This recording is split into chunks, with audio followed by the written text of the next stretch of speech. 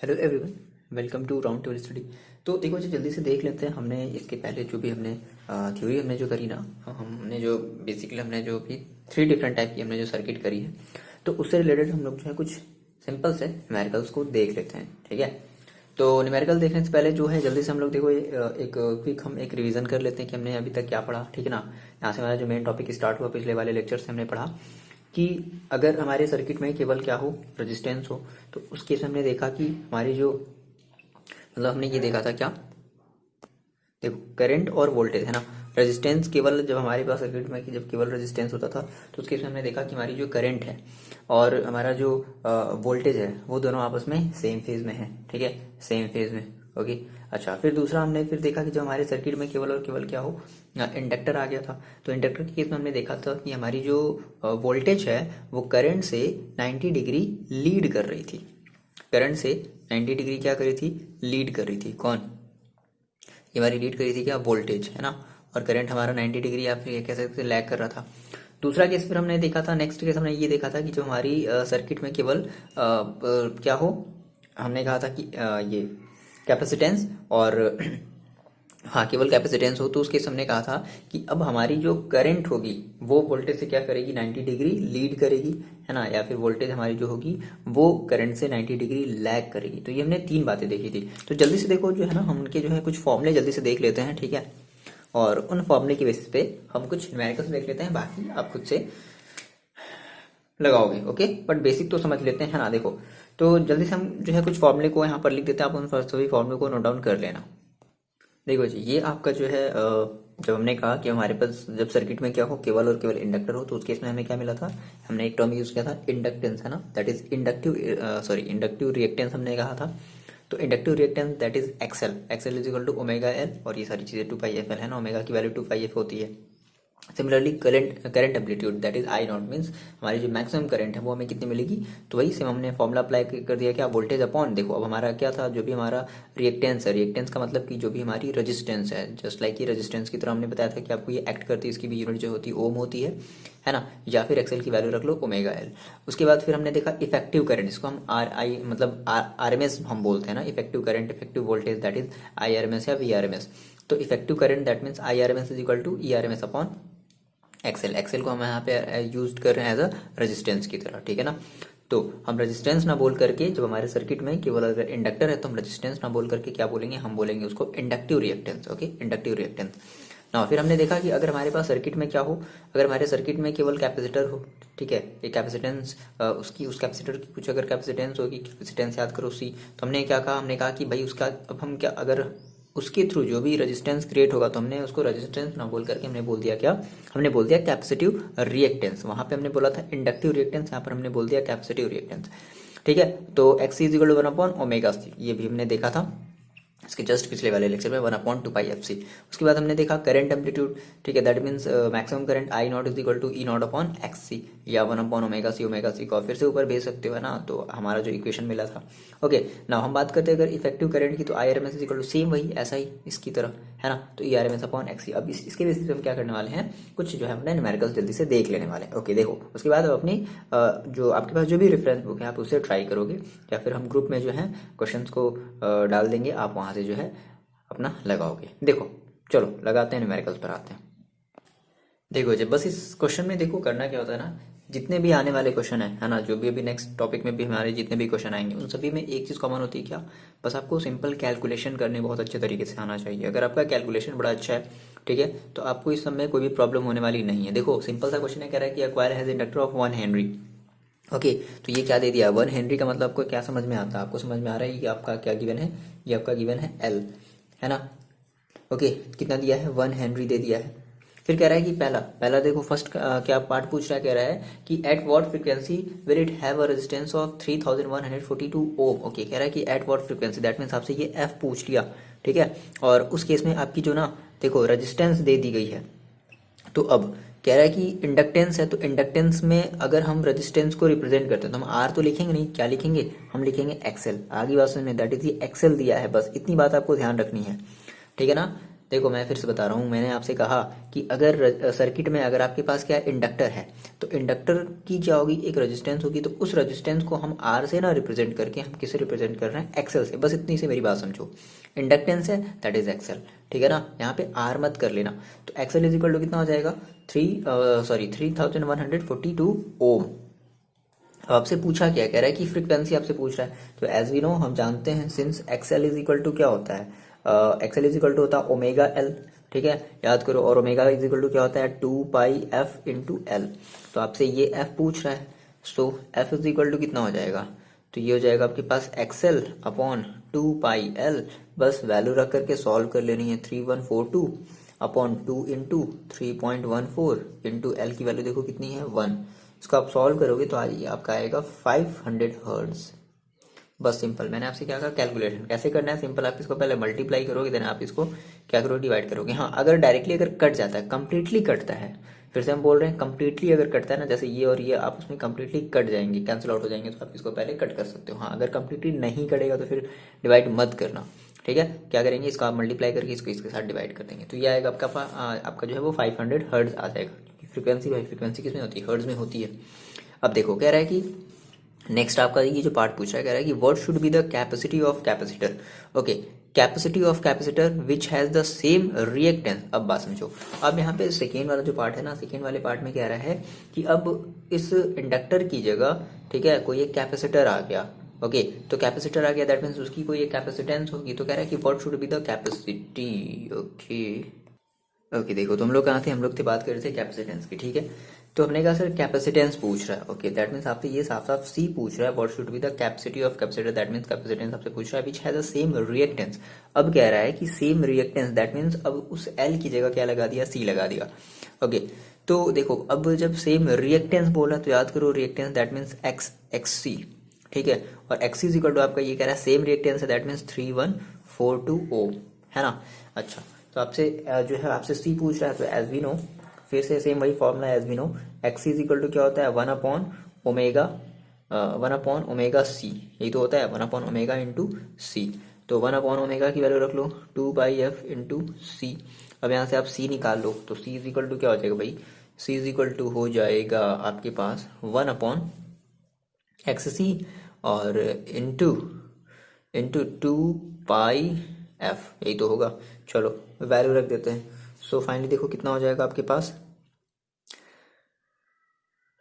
देखो 1 upon X सी की देखो वैल्यू कितनी है, 3142 इंटू 2 इंटू पाई की वैल्यू है 3.14 होती है, इंटू एफ की वैल्यू कितनी दी गई है, अभी देखो अभी हमने थोड़ी देर पहले, ठीक है, एफ अभी हमने निकाला। हाँ, तो ठीक है भाई, अगर देखो कह रहा है अगर सेम फ्रीक्वेंसी, मतलब कह रहा है ना कि जो रिएक्टेंस है सेम है, ठीक है, तो हम ये कह सकते हैं कि हमारी जो फ्रीक्वेंसी होगी, दैट मीन्स इसमें जो हमारा जब इंडक्टेंस, ठीक है, वो कितना आया था, मतलब जब इतना था तो उसमें हमारी फ्रीक्वेंसी कितनी थी, 500। तो सिमिलरली उसके लिए भी हमारी फ्रीक्वेंसी कितनी होगी, 500 ही होगी। तो कितना रख लें, 500। ओके, चलो आप इसको सॉल्व कर लो। इसको सॉल्व कर लोगे, क्या करोगे, कुछ नहीं करना भाई, सिंपल सबके पहले से क्या करो, सबका मल्टीप्लाई करो, ठीक है, फिर आप उसको डिवाइड करो, जैसे भी आप कर लो, 0.00 भाई डिवाइड है यार, सिंपल सा तरीका है, ठीक है।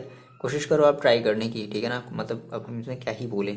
चलो, तो इसका आपका जो आंसर आना चाहिए वो आना चाहिए 0.11 इंटू 10⁻⁻6 फैरड, ये आना चाहिए। या फिर हम इसी को जो है 0.11 माइक्रो फैरड भी लिख सकते हैं, because we know 1 micro farad is equal to 10⁻⁻6 farad होता है, ठीक है। So 10⁻⁻6 farad is equal to 1 micro farad. आ रही बात समझ में, ये is equal to this. Okay, so इतना पहले से था, क्लियर है। तो ऐसे क्वेश्चन मिलेंगे, हम आपसे फिर से बोल रहे हैं क्या इसमें क्या इंपॉर्टेंट होता है, इसमें होता है इंपॉर्टेंट आपकी कैलकुलेशन, कितना अच्छा आप कैलकुलेशन कर सकते हो। चलो बात करते हैं दूसरे क्वेश्चन की।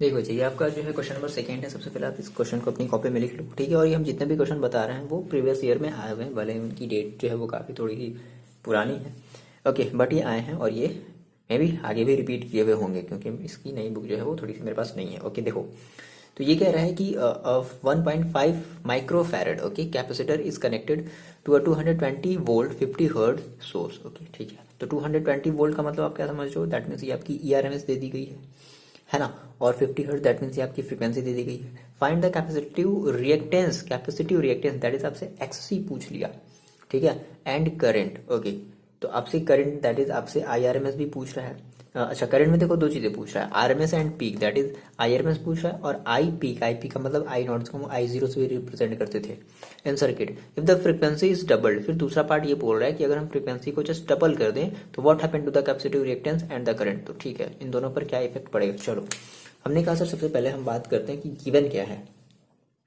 देखो गिवन क्या है हमारे पास, तुमने कहा सर गिवन देखो कितना दिया है, ये कह रहा है कि माइक्रो फैरेड, दैट मीन्स ये आपका सी दे दिया है 1.5 माइक्रो फैरेड, और माइक्रो फैरेड को हम कन्वर्ट करेंगे किसमें, फैरेड में, दैट मीन्स 1.5 इंटू 10⁻⁻6 फैरेड, ये हो जाएगा। अब देखो 220 वोल्ट, दैट मीन्स ये आपका ई आर एम एस दे दिया है, E R M S is equal to कितना दिया है 220 volt and 50 hertz. Okay, that means जो एफ है वो दे दी गई है कितनी, 50 हर्ट्ज दे दिया गया है। Source, find the capacitive reactance and current. Okay, तो कैपेसिटिव रिएक्टेंस एंड आपको करंट, दो चीजें फाइंड आउट करनी है, कैपेसिटिव रिएक्टेंस एंड करंट। तो कैपेसिटी देखो रिएक्टेंस की अगर हम बात करें दैट मीन्स आपसे ये पूछ रहा है ना, दैट मीन्स आपसे ये एक्सी पूछ रहा है, ठीक है। और करंट, तो करंट में आपको दो चीज़ें निकालनी है, आई आर एम एस निकालना है एंड आई नॉट निकालना है, ये आपको दोनों चीज़ें निकालनी है, ठीक है। चलो फिलहाल हम पहले इनकी बात कर लेते हैं। देखो तो ऑब्वियस बात है, हमें एक्सी का एक फॉर्मूला पता है, since as we know X C is equal to क्या होता है, एक्सी इज इक्वल टू होता है 1 अपॉन ओमेगा सी, या फिर हम इसको कहते हैं 1/2 पाई। एफ से डायरेक्टली आप ये फॉर्मूला भी अप्लाई कर सकते हो, एफ इंटू सी।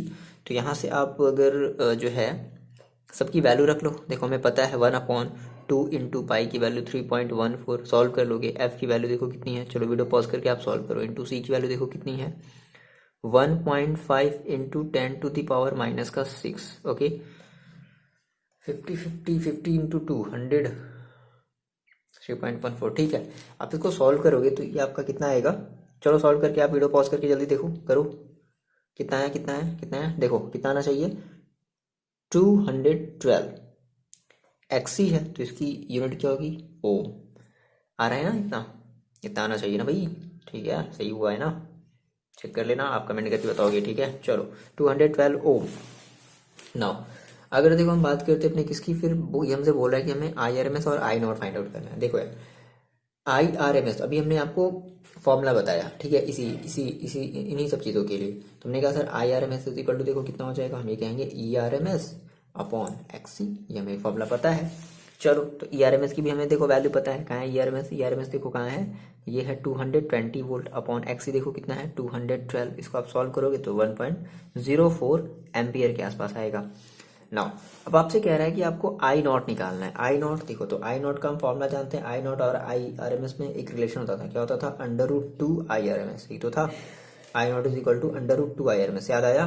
सो फाइनली कितना हो जाएगा, I naught is equal to √2, तो इसकी हम वैल्यू रख लेते हैं, कितनी होती है 1.414, ठीक है, 1.414, मतलब हिंदी वाला याद है, ठीक है, मतलब फ्लो में तो हिंदी वाला ही याद है, कोई बात नहीं, into I R M S, I R M S की देखो वैल्यू कितनी होती है, मतलब सॉरी दी गई है, हमने अभी निकाला है 1.04, आप इसको क्या कर लो, मल्टीप्लाई कर लो 1.47 एम्पियर, ठीक है। आपको ये मल्टीप्लाई करना है क्योंकि हम मल्टीप्लाई करके रखे हुए हैं, हम थोड़ा यहाँ पे जा रहे हैं मल्टीप्लाई करने, ओके, फालतू का टाइम वेस्ट होगा ना, तो आप कर सकते हो ना ये सब सारी चीज़ें।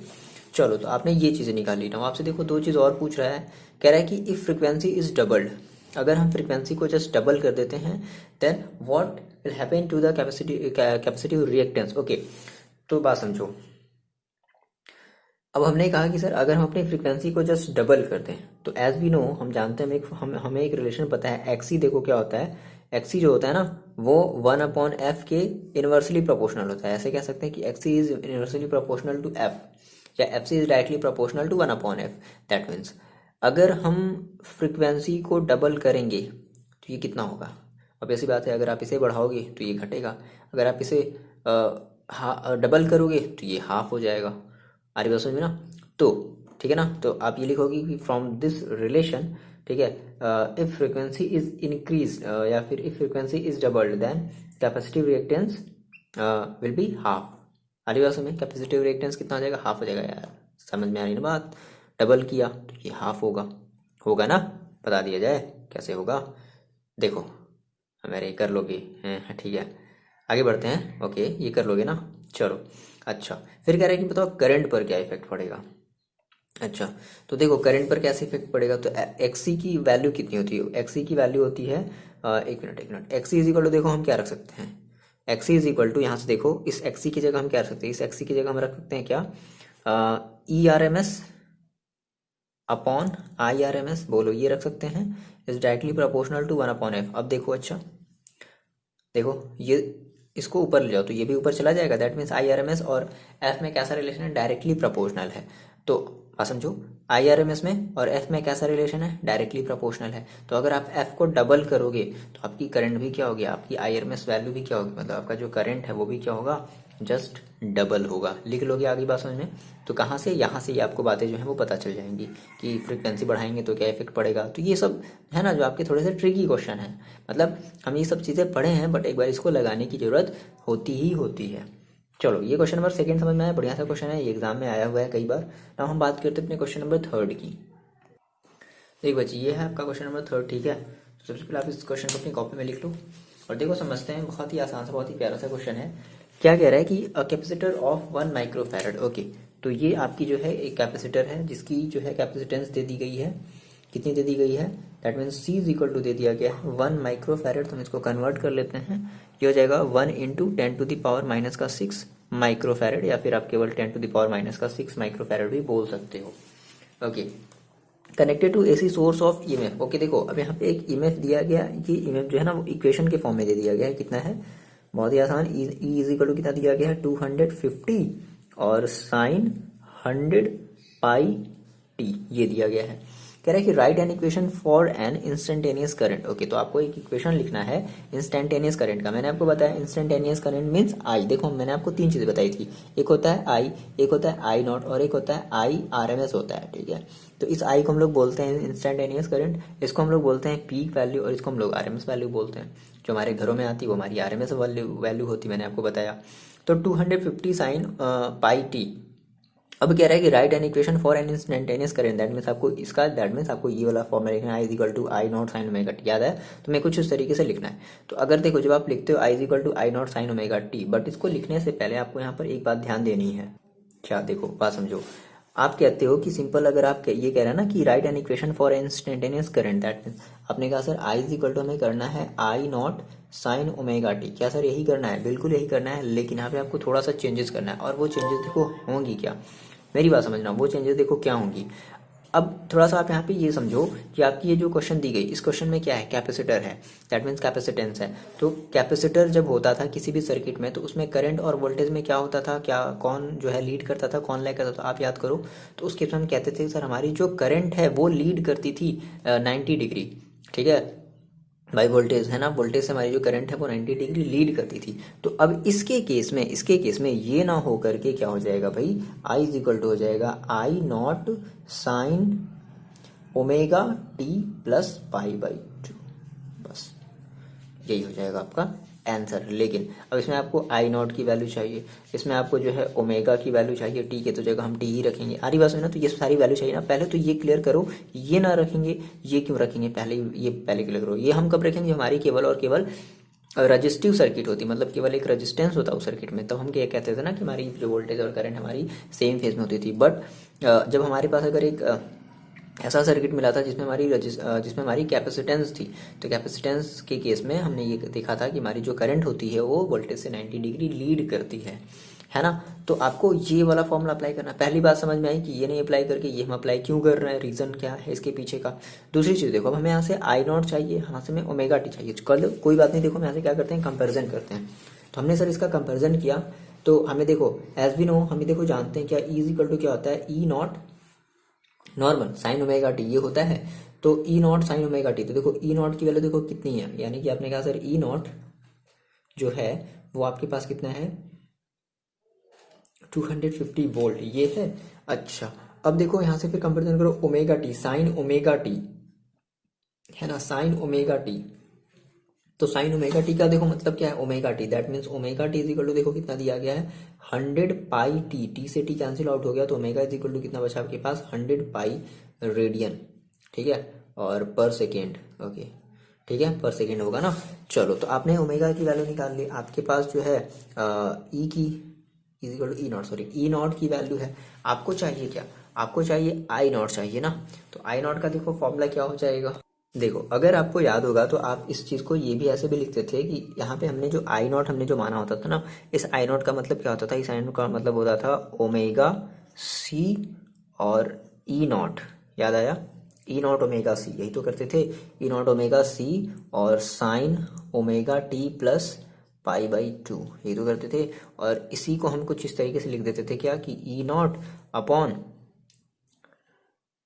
ई naught upon 1 upon omega C, ऐसे ही कर देते थे ना। याद आया, तो वही चीज तो है, सेम चीज। यानी कि आपको ओमेगा, देखो आपको ओमेगा पता है, आपको देखो जो सी है वो भी पता है 10⁻⁻⁶ माइक्रोफैरेड है, और आपको ई नॉट भी पता है, तो रख दिया जाए, बस आ गया। आगे बस में बस इतना सा काम करना था, समझ रहे हो। बस थोड़ा सा जो है आपको दिमाग लगाना है, चीजें थोड़ी सी कैलकुलेट करनी है, सिंपल आपका आंसर आ जाना है, और कुछ भी नहीं।